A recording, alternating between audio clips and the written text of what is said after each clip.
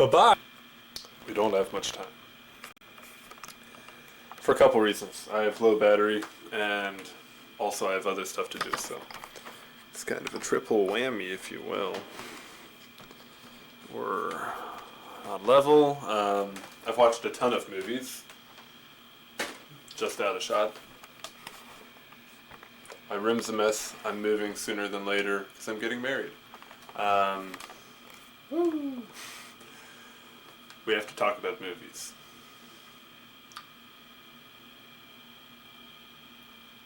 I've been dog sitting for the past 2 weeks, which gave me a ton of time to watch a lot of movies. I think just before that, I watched all of the Sean Connery James Bond movies within like 2 days or something, which, 6 movies are all about 2 hours. I think this is in order of when they came out. Dr. No, I won't pull them all out. From Russia with Love, Goldfinger, You Only Live Twice, Thunderball, Diamonds Are Forever. You know the drill. I wasn't like fully engaged the whole time.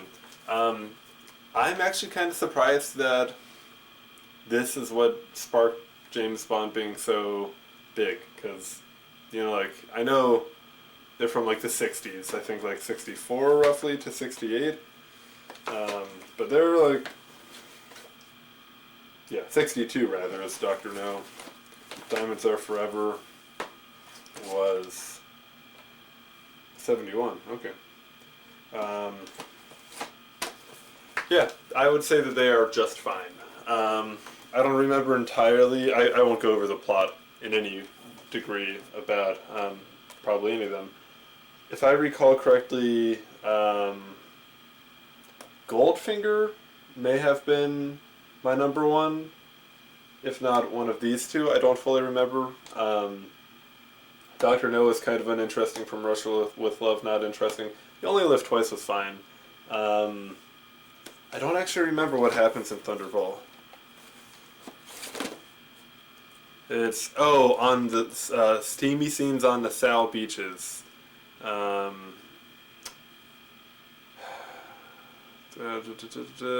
NATO aircraft with a missing atomic bomb. Right, I do remember that one. Yeah, it was just fine. Altogether, I'd say they're just fine. Give a blanket statement of they are out of 5 stars. We do out of 5 stars. 3 stars is like, it's okay. Between 2 and 3 is like, it's fine, but not worth your time.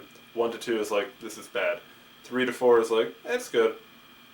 4 to 5 is like, oh. Anyway, I give the Sean Connery Bond films a 2.9 collectively. I also have this box set of The Sopranos Season 1. I had already seen probably the first 4 episodes. Most of these tapes here... Shoot, come on, get out the box. Most of these tapes have 3 episodes in it. So I think I probably rewatched 1 episode and then just picked up with the rest. Sopranos Season 1, I haven't seen the rest of the show. Season 1 is spectacular. Absolutely wonderful show.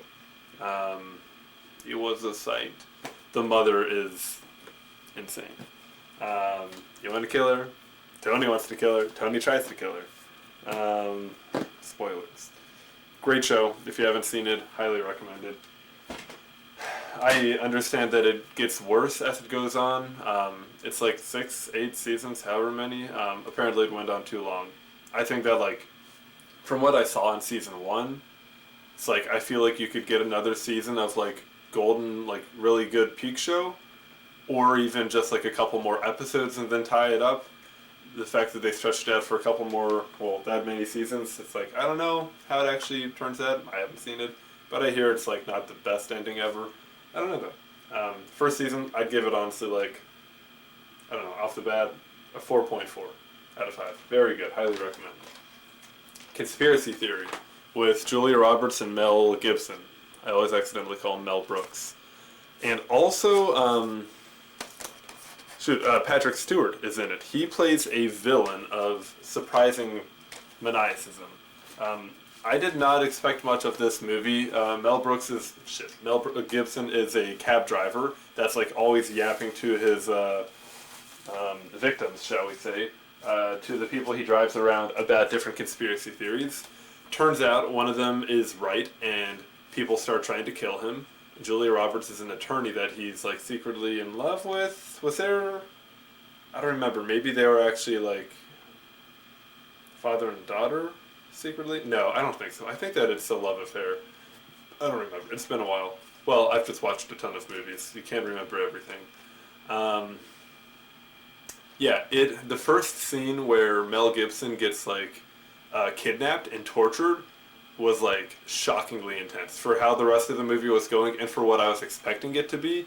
He gets like waterboarded and like eyes taped open and like he's in a wheelchair and he like it's like really intense and he's like screaming as he escapes this torture place. It was really intense. Like not a flawless movie probably. I didn't actually really analyze it that much for flaw, but it was, sometimes you get like words on the back, reviews on the back that are like, it's thrilling, tour de force, whatever. I would actually say that about this movie. It was thrilling, it was kind of a tour de force. I was engaged, usually I have movies on in the background. This one I actually like stopped and watched. Yeah, I expected very little because this like cover art here doesn't, at least to me, it doesn't like promise a lot. It looks kind of cheap and not great, but it ended up being a thrill. I really liked it.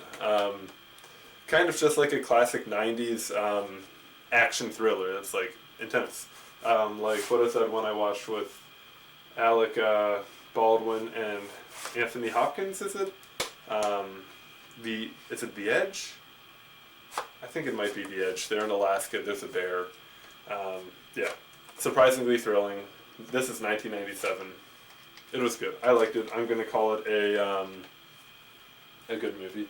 I'm going to say a 4.1 is what I'm going to just give it off the bat for how entertaining it was. Oh, I already reviewed that. I just got that back from somebody that lent it to me, that I lent it to. The Shootist, a John Wayne film. John Wayne plays a guy that's like a shootist. He's got a incredibly good aim.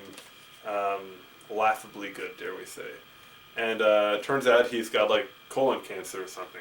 Goes to a couple doctors. He's terminally ill. He has a lot of enemies, but now he's also got very little time to live. Yeah, he tries to make peace with the world. I honestly don't remember a ton about this because, I don't know, a lot of westerns are like, well, when you have John Wayne acting in like dozens, if not 50s or hundreds of westerns, it's like, what's John Wayne doing this time? You just read the back. Afflicted with a terminal illness, John Bernard Brooks, the last of the legendary gunfighters, quietly returns to Carson City for medical attention from his old friend, Dr. Hostetler. Aware that his days are numbered, the troubled man seeks solace and peace in a boarding house run by a widow and her son, Ron Howard. However, it is not Book's fate to die in peace as he becomes embroiled in one last valiant battle. Yeah, I only remember vaguely pieces. Yeah, he's like in this boarding house. He's always causing trouble because the wife doesn't want, or the mother doesn't want him there because he's killing people. But people keep trying. I think people are trying to kill him to like have that final duel with like the best gunfighter around, and he just always is killing people instead. And yeah, I think he like gets shot and like almost dies from. Maybe he actually does die in battle. But yeah, there's a lot of people trying to kill him, but he's legendary, so he takes the cake. I'm gonna give that movie. It's a John Wayne film, It's fun, but it's like it's really nothing to remember. If somebody is out there like, oh, The Shootist is my favorite movie ever, sorry. I'm just gonna give it a 3 because it's like a good movie. Didn't actually watch this. I just put it in my get rid of pile because I have a duplicate. Same with this Terminator. Okay. Die Hard, I'm getting rid of because I watched it like years ago. I never watched the VHS, but I've got a ton of tapes, and like I said, I'm moving soon, so I'm just trying to get rid of stuff. Watched it a long time ago. Not that long ago, probably like 3 years ago, for the first and only time, I was honestly a little disappointed. It wasn't as exciting and good as I expected it would be. Just from like how much hype it has in pop culture in general. I expected it would be I don't know, something really impressive, and it was just fine. From my memory, I'm just going to give it like a 3.2. The point 2 carrying it just because of how influential of a movie it is. Otherwise, it's like, whatever. The Towering Inferno. This is an interesting one just because of the cover. It's got like that in the cover. I'm getting a lot of glare. What if I can... Turning on backlight's going to change anything. No, that probably made it worse. Maybe if I can turn the exposure down just a touch. Yeah, that looks like it'll be better. Yeah, totally. Yeah, pretty cool. You can see the tape in there. I just got a text. I'm going to read that real quick. Oh, nope, it's just an update for an app that no longer works. I like this old cover, this old case, the Towering Inferno. I think I got this for free. Oh, also, well, I got them all for free. Mostly all. It's got like this gray lip to the lid. I think that's pretty cool. I like old tapes. This is 1979, which like VHS didn't like really take off until the 80s. I don't think so. Yeah, it's cool. It's old. This was on a free shelf at my college way back when. I haven't watched it for a while because it's 165 minutes, and who wants to spend that kind of time? But since I was dog sitting and I was just sitting around doing nothing but dog sitting, finally watched it. It's actually a pretty good movie. Basically, this building is built really quickly as like a feat of impressive engineering, and then like the business people are like, it's kind of like any NASA disaster we've had where like the business people are like, this is great, and the engineers are like, this is really bad, we need to stop. But the business people are like, we can't. So kind of same vibes there. It's supposed to be like a really tall ass building. I don't remember how tall, but like, I don't know, say 100 stories tall, and for the grand opening they're going to have a celebration on the top floor. And then like some engineer, surveyor, architect, whatever. Surveyor probably has nothing to do with that. I think an architect is like noticing, it should be an engineer though, that like they did a lot of cost cutting stuff in building this tower. And one of them was like not actually using conduit to seal any of their electrical stuff, or just in general all of their electrical stuff is like fire hazard. And essentially fires do break out, but the business people are like, oh, it shouldn't be a problem because like every floor is like sealed off from like the other ones, and like the fire should be contained.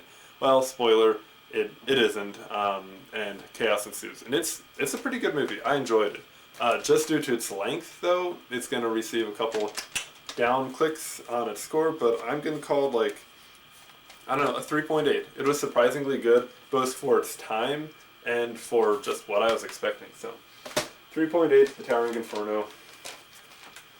Redford Hoffman, starring in All the President's Men. Dustin Hoffman, great actor, but apparently very abusive as well to fellow actors. I didn't pay too close attention to this one at all, which was easy to do. In a movie like The Towering Inferno where there's chaos, it's like whatever I'm doing, I'll get distracted. This one was a very mellow drama. It wasn't a melodrama, but maybe that's what the word means. I don't know. It's about the Watergate scandal, and I think it was probably a really good movie, but I was not tuned in enough to really say much. I do usually like dramas, but yeah, maybe one day I'll rewatch it. Probably very unlikely I will, but it seemed good. Yeah, it was just mellow enough that like I really don't feel like in good spirit, what is it, good whatever, good faith, I don't know, that I could give it a rating just because. I'm going to turn my exposure down one more click. Oopsie, wrong way. Nope, it was the right way, but my wheel was doing weird. Yeah, I just couldn't pay attention very much, or didn't pay attention very much. But I'd say it felt like it was probably 3.4, 3.5. Good movie, but not great. Seabiscuit. I was watching Ken Jennings' Jeopardy, and Ken talked about Seabiscuit in reference to movies that say the name of the movie in the movie a lot. It's like Seabiscuit, And that's all I remember that he said. If I stop to think, I'll remember the other ones. But anyway, this stars Tobey Maguire, and he plays a jockey. It's kind of what I thought when I was watching it is it's kind of a story of a rich boy who in his childhood loses everything and then becomes really resentful at the whole world and has to go through life like Patty because he lost all his wealth. But then finds love in the thing that, since he was rich, he got to ride horses growing up, finds love in horse riding again, and becomes happy. But, you can give it that lens. But also, I think it is just like a sweet movie about, it's like a coming of age movie, but he's kind of already come of age, about this guy that faces traumatic experiences, and yeah, eventually becomes happy again through a love. But yeah, I did feel like it was kind of all kept behind this veil of like kind of a classist point of view, a little bit of like, yeah, this is like a really nice story, but not relatable because the average person does not like have a whole prairie that they can just go and ride a horse on. So it's like, sorry for that guy that he lost his privilege of riding horses and had to be a working man like everyone else. But regardless, I think it was actually a really good movie. Another long movie that I've neglected to watch because of how long. Just about 2.5 hours, 2 hours, 20 minutes. But it was good. There were actually some moments, now that I remember, where like, there was something exciting happening, and I was like actually just smiling and like excited for Toby and all. Like it got me emotionally going, and that isn't always easy to do with me in a movie. So I don't know. On account of that, I'm going to give it a solid 4. I enjoyed it. It was exciting and sweet. Dragonheart. Who was in this? I don't even remember. Dennis Quaid, right. I can never remember what Dennis Quaid looks like. Or I remember his picture, like if you Google Dennis Quaid, there's this picture of him like, not like that, he like smiling, but he kind of looks freaky. But he never looks like that in any of his movies, go figure. Anyway, Dennis Quaid stars in this movie with Sean Connery, who plays a talking dragon.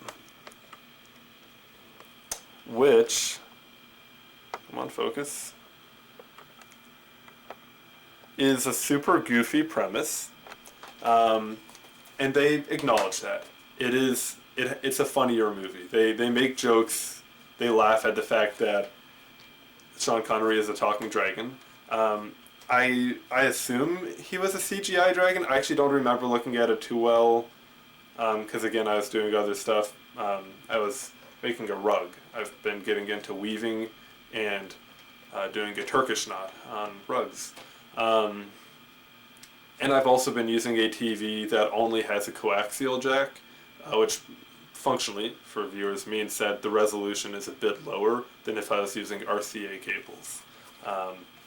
But assuming he was CGI, he actually looked pretty darn good for the year, 1996. So I was impressed by like how it all looked. Unless he was just a really good puppet, I don't know.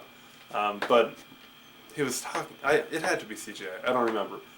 For what this movie was, which was basically Dennis Quaid is like a knight of the old order or the old code or whatever, and the king at the time is a really cruel dude. Dennis Quaid is training the king's son to be honorable. The king dies, the son becomes mortally wounded, and is brought before Sean Connery the dragon, who gives his heart, essentially, or half his heart, to the boy so that he'll live. The boy ends up to be even more cruel than his father. Dennis Quaid is upset, because he thinks that the dragon's heart has tainted the boy, so he goes on a rampage killing dragons. And he ends up killing every single dragon except for the last dragon alive, Sean Connery, the one that gave the heart. He doesn't realize that that dragon is, this last one that he encounters. They become friends, and at some point he's like, oh, you're the one that gave the heart that ruined this boy. Now I want to kill you. And Sean Connery's like, no, I'm wise. And Sean Connery, it was actually the boy that was corrupt already. Whatever. Then, yeah. It was a surprisingly fun movie. I would not say that it was good, but I also feel like this is a movie that, as a director, when you're making it, you're not expecting it to be like a good classic. You're just like, it's a fun movie. Hopefully that was their perspective. Whoever directed it, Rob Cohen. Is that one of the Coen brothers? I don't know. Isn't there another Coen in Hollywood that isn't the Coen brothers? I don't know. Anyway, it was fun. 1996. I give it. I don't know, a 3.7. It was a fun movie. Sleepless in Seattle. I don't think I really need to say too much about this. Tom Hanks and Meg Ryan fall in love. Tom Hanks lost his wife and essentially ends up as a guest on a radio show, like talk show, psychiatrist show, talking about his feelings. Women all over the world are like, oh, I want to marry him, I love him. Meg Ryan, on the other side of the world, of the United States, stalks him and seduces him, and they fall in love. Which, I guess, interesting movie. They don't actually meet until the last scene, and like for actual screen time, they are together for like a total of, I don't know, probably 5 minutes, which is interesting. It's a different kind of rom-com, because like the realization of their romance doesn't happen until the very end. They literally like have not even met up until that point. They've seen each other in like weird serendipitous times, moments, but they haven't met. Whole love affair is orchestrated by Tom Hanks' son Jonah. It was good. I enjoyed it. Really good soundtrack in this movie. Great music. I don't know. Let's say it's a classic, Sleepless in Seattle, and for good reason. It's a good movie. I give it a 4 stars. I like a rom-com. Citizen Kane is the next one. I feel like I've had this image in my head of Citizen Kane for a long time. Like, it's in my mind, I don't know why, but I've just like known Citizen Kane is like a great movie, or like a revolutionary or whatever movie. Like, Citizen Kane is special. Unfortunately, again, I didn't pay super close attention to this. I had a little something, so hard to focus or whatever. Those Boda boxes, let me tell you. It's a very weird movie. It's very strangely done. I believe when I like after the fact, I like looked into a little Citizen Kane, like what people say. I believe it's like the director had never directed a movie before. Maybe he was like an artist or something, or a playwright, something like that. And he like broke all of the rules, which some people are saying is like that was very subversive for the time, and like kind of highlighting his genius. And other people are like, no, it's actually because he didn't even know the rules, and like technically he made a shit movie, but it just happened to be like revolutionary or what. I don't know. Regardless, I kind of want to say I didn't understand it, but also I'm not certain there was anything to understand. I would be willing to watch it again just because of like what it is saying in my mind, and it seemed very avant-garde. It seemed very disconnected and all of that. A kind of movie that I would often like. I enjoy like Charlie Kaufman, Coen Brothers, whatever, the kind of thinker movies. Like Synecdoche, New York, whatever, I'm thinking of ending things. I enjoy those, but also it does require attention. You can't just like be a passive viewer of it and enjoy it. So maybe I'll rewatch this sometime. I'm still getting rid of the tape for now, but it's a very interesting movie. For those that don't know, at the back it reads, in May of 1941, RKO Radio Pictures released a controversial film by a 25-year-old first-time director. That premiere of Orson Welles' Citizen Kane was to have a profound and lasting effect on the art of motion pictures. It has been hailed as the best American film ever made, and it's as powerful a film today as it was 50 years ago. It earned 8... Okay, great. Through its unique jigsaw puzzle storyline, inventive cinematography, brilliant ensemble acting, and direction by Welles, the story of Charles Foster Kane is a fascinating portrait of America's love of power and materialism and the corruption it sometimes fosters. Like all great films, Citizen Kane is a memorable fusion of cinematic art and marvelous entertainment. It doesn't actually say a lot about the movie. The jigsaw puzzle storyline is accurate. Just because I feel like it's doing more than I was able to watch at the time, I'm going to give it a 3.5, but I really should rewatch it. It was interesting. but I also did not give it enough attention to get it. Something to talk about.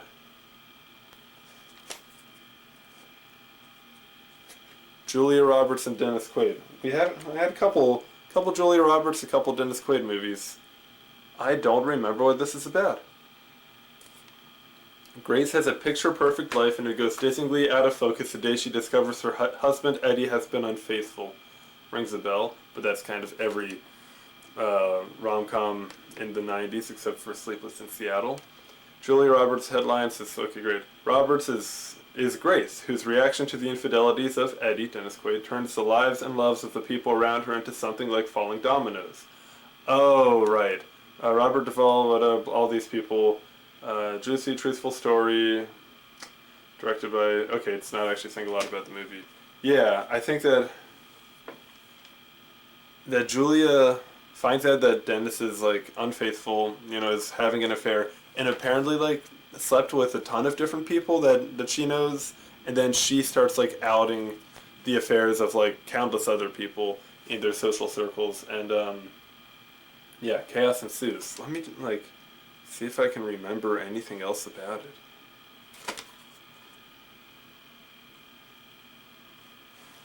It says a story about husbands, wives, parents, children, and other natural disasters.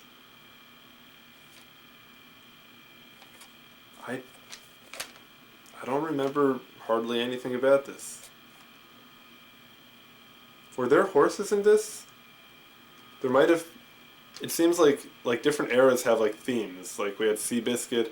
Well, this wasn't the same time as Seabiscuit. This was '96. I don't remember when Seabiscuit was. I don't remember shit about this. I'd have to like go back and read a synopsis. Note on Julia Roberts though. I think I've probably said this before. My partner thinks that she's like very attractive, and it's like, yeah, of course, like she's in so many movies because she's really, really attractive. I don't find her attractive in the slightest. I actually might say that like. I find her unattractive. It's Julia Roberts. There's Julia Roberts. There's my little blue guy in the back, my Zizzle. Yeah, I find her unattractive. Which, whatever. Since this was so unmemorable, I'm just going to give it a 2. Prizzi's Honor. I had a couple of mafia movies. We already did The Sopranos. Prizzi's Honor, Jack Nicholson is a mobster that falls in love, and I believe he begins to go against the mafia for the sake of his lover. Hired killers by day, devoted lovers by night until they found their next assignment was to kill each other. Right, they're both killers. She just... Yes. Okay, there's a lot of details about it. I'm not going to go into it because it wasn't like my favorite movie ever. But yeah, they're both killers. He's in the mob. She's just a hired hand. Her husband dies, and she takes a bunch of money. All this different stuff. The thing that stuck out about this is the mob boss, or what do they call it? Like the big guy, the dude in charge of all of it. Is it the boss? I guess it is the boss. Mr. Prizzi, I believe. The Prizzi family. He literally sounds like a goblin. Like, no lie. It was distracting. It pulled me out of the movie the way that the mob boss sounded. Like, it literally sounds like you're doing a voice in, like, D&D for a goblin character. He's like, well, that guy up the... It was like... It was really weird. I would actually like recommend looking up a scene from Prizzi's Honor just to hear how insane the dude sounds. I'd say it was generally an unentertaining movie. I wasn't like wowed by it in any sort of way. Heavily distracted by the mob boss's voice. I'm gonna give it a 2.8. 2.8 because it's not like terrible. Father Goose, Cary Grant, and Leslie Caron. Cary Grant, okay, this guy's like, I think a draft dodger or something, and is like an island dude, and basically is like, during World War II, I think, and is coerced into being, they probably say it on the back, like a island watcher guy, a lookout on the South Pacific Isle. So he just like sits on one of these islands and like watches for enemy planes flying over and calls them into the French, I believe, and ends up with her and like a dozen French school children. She's a mademoiselle, like their teacher, and she's very strict and anal about everything, but eventually Carrie breaks her down and she becomes free and fun, and they're in love. And it sounded honestly like a very great premise for a movie and like could be really funny. And I have to say there were really, really great lines. There were so many lines that I'm like, that's very clever and that's very funny. But altogether, the movie just didn't work for me at all. The premise that could have been like really great ended up being really annoying to me, like how uptight she is and how much she imposes like her desire for their rescue, for her and the kids' rescue on Cary Grant. It just ends up annoying to me.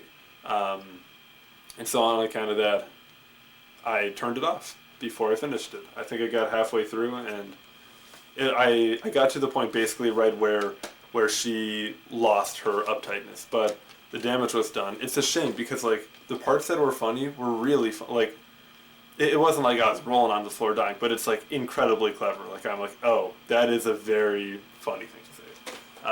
But just the parts that are like intentionally obnoxious were too obnoxious.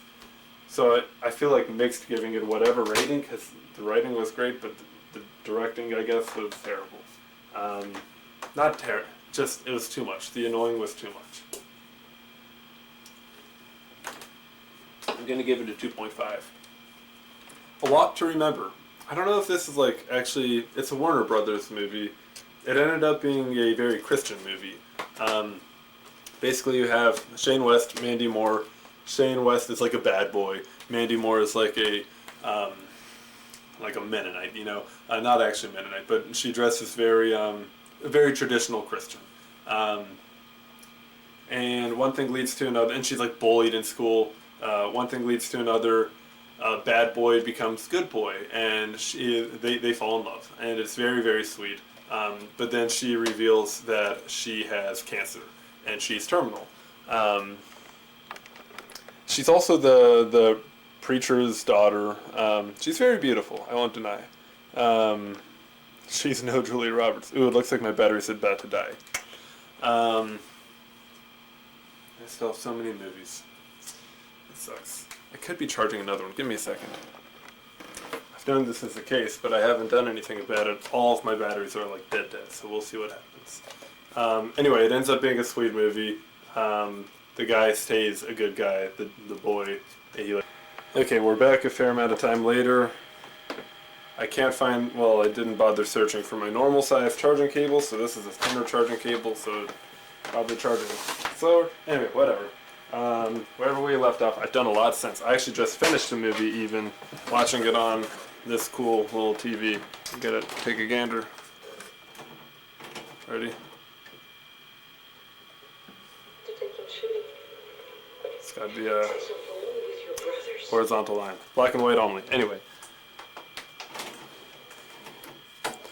A Walk to Remember was a good movie. I enjoyed it. It felt sweet. Dude stuck around with like his lover's family after she died. It was sweet. Sweet movie. So, okay, great. So it's done. Wait, what do we rate it? I'm gonna say this is a 3.8. It was sweet. I enjoyed it. Parent Trap. First time I'd ever seen The Parent Trap. It wasn't what I expected. Was it the same? Was it the same person playing both, or were they twins? I honestly don't know. Anyway, it was also fine. I didn't think it was like crazy good or anything, but it was fine. It's a nice movie. If you don't know about The Parent Trap, these two kids meet at a summer camp, find out, oh, we look the same. I have a mom, or no, I have a dad, I have a mom, we live in different parts of the United States. Turns out our parents are the same people, but they divorced when we were like 1, and we haven't seen each other. They get the parents back together. Woo! I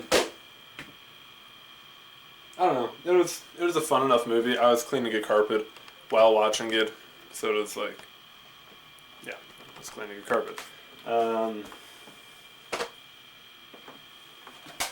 That doesn't mean anything. I give it a 3.1 probably. Wasn't anything crazy.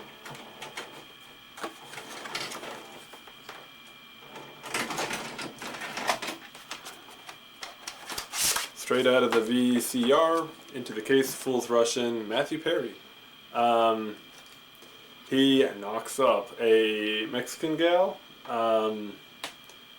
while doing a brief job in Las Vegas, and he actually lives in New York.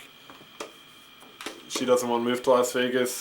To New York. He needs to move back to New York. He's got a big job. He is unwilling to make sacrifices for her after finding out that she's pregnant.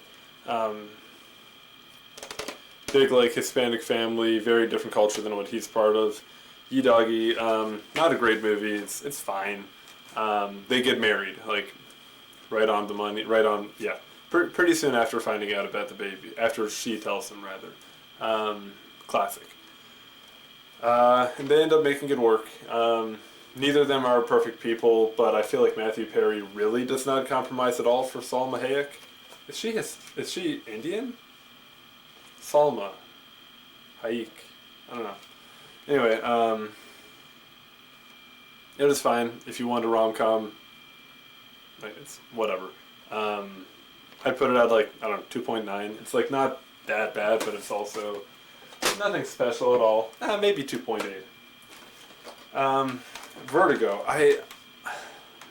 When I was a wee lad, I was like, I don't know why, but we watched a lot of Alfred Hitchcock. So I expected this to be like really great. And again, I didn't really like pay. This was the same night that I had been drinking a little, whatever. So, I wasn't like wasted, but I was also making a rug and a little intoxicated, so wasn't focused too much. Dude has trouble with heights. He's a detective, and then weird, spooky stuff starts to happen. My word got cut off there. I don't remember a ton of it, but it wasn't like that enthralling, that entertaining. Weird. What was the weird stuff that started to happen? Oh yeah, there was like a lady that he was investigating that like got possessed or something, and she would do weird stuff when she was possessed. And then like someone started. She started like killing herself because she's possessed by the spirit of an old person that like wants to relive their grave. I don't remember. Whatever. Basically, it gets weird, and then I think he like gets possessed or goes insane, and it gets really wacky. I think it turned out that it was a hoax, though. I don't actually really remember. Maybe one day I'll watch them again, but I got a number of other Hitchcock movies that I got at like a flea market for like, I don't know, 10, 20 movies for like $1. Probably like 10. I don't know if he made 20 movies. And it's fine. I mean, it's an older movie. He was active in, what, the 50s? 58. I give it like, I don't know, a 3. It's just a movie. Working Girl. Harrison Ford, Sigourney Weaver, and Melanie Griffith. She's a secretary with like a lot of potential, but no get up and go. Sigourney Weaver is like really bossy. Harrison Ford is himself.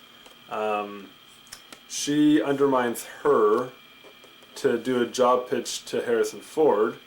Gets the job pitch and is like, and she acts like she's not a secretary. She acts like she's a office person, whatever. Has her own office. They end up working together on a really big thing, and then have a love affair. And then she finds out that Harrison Ford is actually in a relationship with Sigourney Weaver. Chaos ensues, and eventually Sigourney was going to steal one of her ideas, the big idea that the movie's focused around. And then eventually she gets in trouble, and the working girl gets the worm. It was a fine movie. Kind of, I guess, a feel-good-ish movie, but I don't know. It wasn't like, again, it's not anything crazy. I imagine it's from the 70s. No, wow, okay. No, of course it's not from the 70s. That'd be insane. Harrison Ford that time, Sigourney Weaver. No. But the actual feel of the movie felt like the pacing of a 70s movie. It's 1989. Nowhere near the 70s. Working Girl, I'd give it a 3. It's just a movie in my mind. Nothing crazy. When Harry Met Sally. It's about time I watched this movie. There was a Bollywood film I had seen, Jab Hari Met Sejal, which I liked. This is nothing like the Bollywood movie. Shares a name, but yeah, whatever. Anyway, I really liked this. What I didn't like, was this scene that's pictured on the back when they're in a diner and Meg Ryan starts loudly faking an orgasm. It's like, if that happened to me, it's like, I would be so pissed at whoever I'm with. Like, this is not funny in any way. It's just like, what are you doing? Stop. It wasn't even to like, it wasn't like even to prove like a big point, a good point. It's not like Billy Crystal was being mean or anything or whatever. It's just like Meg wanted to prove that he wouldn't know if someone was faking an orgasm, so just like whatever.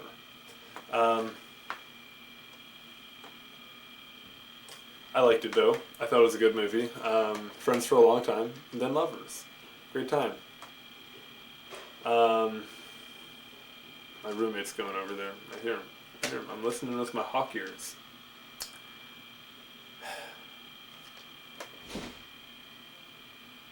Yeah, sorry, I get distracted whenever people walk by, so. Yeah, I thought it was a nice way showing how people change and eventually come around to each other. I think it's a real story, which is nice. He wanted to bone her originally, but she wasn't having it, and then she wanted to be with him, and he wasn't having it, so both played the game. I liked it. 3.6. 3.7 maybe. I don't know. It's nothing crazy. It's not supposed to be good. Psycho, I actually didn't bother watching because I saw it many years ago, but I feel like I remembered well. It's a fine movie. If you don't know it, I don't know where you're living. I feel like it is a pretty well-known movie, so I give it a 3.4. Again, Alfred Hitchcock not actually doing a lot for me. Bugsy was another mafia movie, where Bugsy is like his name is Benny, doesn't like to be called Bugsy. He's a, up and coming, I guess. It's a true story, more or less, based on a true story.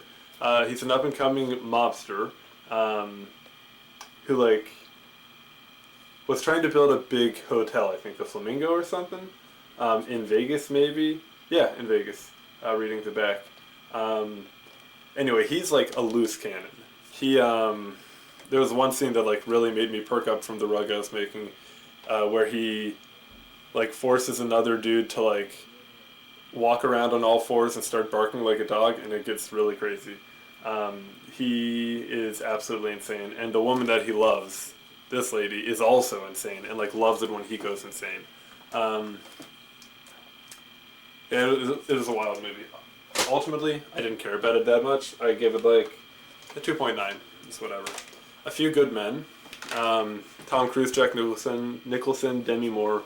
If you don't know about this one, it's Jack Nicholson. Tom Cruise is a attorney basically for the Navy. A lawyer. What's the difference between lawyer and attorney? I don't know. Lawyer for the Navy, trying to defend people. These two guys that are charged with murder within the Navy, and Jack Nicholson. Is that Jack Nicholson? No, that can't be. That's not Jack. Is that Jack Nicholson? Whatever. Anyway, Jack Nicholson is the bad guy. Gave an order essentially to kill this person that these two soldiers carried out.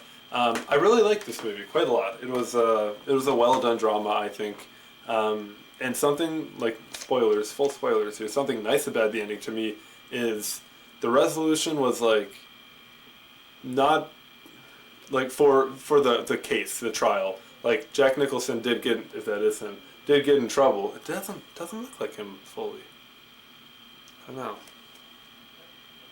I'll trust it is him, but anyway, Jack Nicholson did get in trouble, but the two gentlemen that were like on trial, being framed or whatever, they weren't like fully exonerated. They had what is it? What is it? Shoot, the charges. They had charges of murder dropped, but they were like still discharged from the military. So like they didn't get off scot-free. I always forget, is it scot-free or scotch-free? I don't know. Whatever. So it was nice. It like wasn't, the nice, clean, happy ending all around. Something really cheesy after that is like one of the soldiers saluted Tom Cruise, and it was like a callback to something earlier. I don't like callbacks like that. It felt really, really cheesy. But other than that, like I thought it was a really well done movie. I give it 4 stars. That's the movie that the line, you want the truth, you can't handle the truth. That's that line, that movie. Kevin Costner's Robin Hood. Well, it's Robin Hood. Morgan Freeman's in it, Alan Rickman. It's a fun movie. A lot of action, a lot of medieval mayhem, and I liked it. Not a ton to say about it, honestly.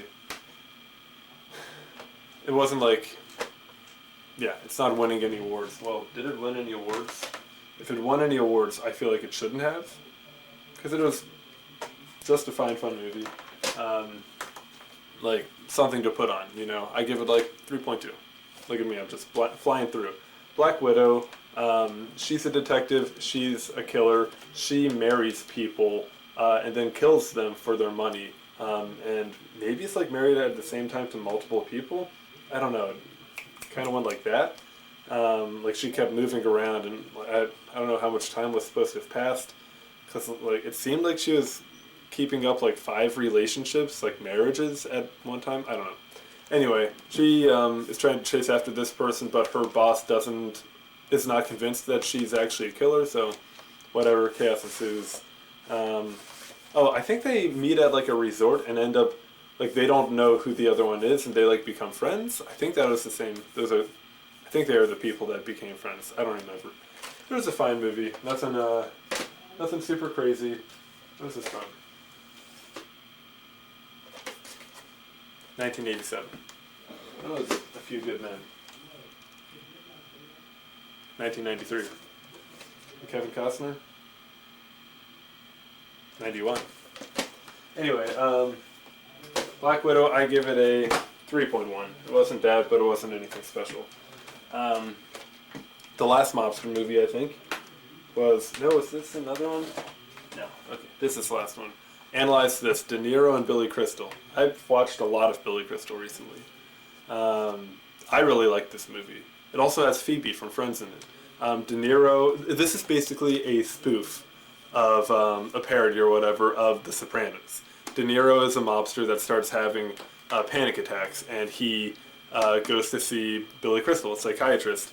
But like, it's very funny. I highly recommend this movie. It made me laugh more than really any movie has recently. I thought it was super funny, super well done, super funny. The way that Billy just gets roped into stuff, like I think it's like 2 or 3 times that De Niro like demands Billy to talk to him, help him in a session or whatever, in the middle of a wedding ceremony. Like Billy's trying to get married 3 different times to the same person, but the wedding ceremony gets interrupted by the mafia, and De Niro just like, I need to talk to you. It's a very funny movie. I highly recommend it. I give it like, just for the laughs, like 4.1, 4.2. I think it's kind of hard for a comedy movie to get a high rating from me, because it's like, I feel like, I don't know, a good movie like does something to me. I'm like, whoa, that was a good movie. But like, comedy movie just keeps me laughing. So maybe for that I give it like a 4.4, 4.5. I don't know. It's a good movie. Let's end on a better-ish note. To Catch a Thief was another Alfred Hitchcock movie, where this guy like has he's a criminal. Cary Grant, is it again? Yeah, Cary Grant again. He's a former thief, but he had like marks whenever he would steal jewelry. He would like leave whatever. People notice him. The cat burglar. Burglar is what they'd call him. The cat. And now someone's out there stealing jewelry again and making it look like him, leaving his mark and all of that. So he sets out, because everyone thinks that it's him, he sets out to find the actual person. Chaos ensues. That is fine. Again, like another Alfred Hitchcock movie that I feel like is just fine. Yeah. I guess I would say that the actual thief, didn't end up being who I thought it would be. But also, that's kind of because the person it ended up being seemed like the obvious person. Like, I would have thought that it would be somebody not obvious, but the thief ended up being like, oh, yeah, of course, like, I figured you wouldn't make it that person, because they said, like, yes, I am a thief.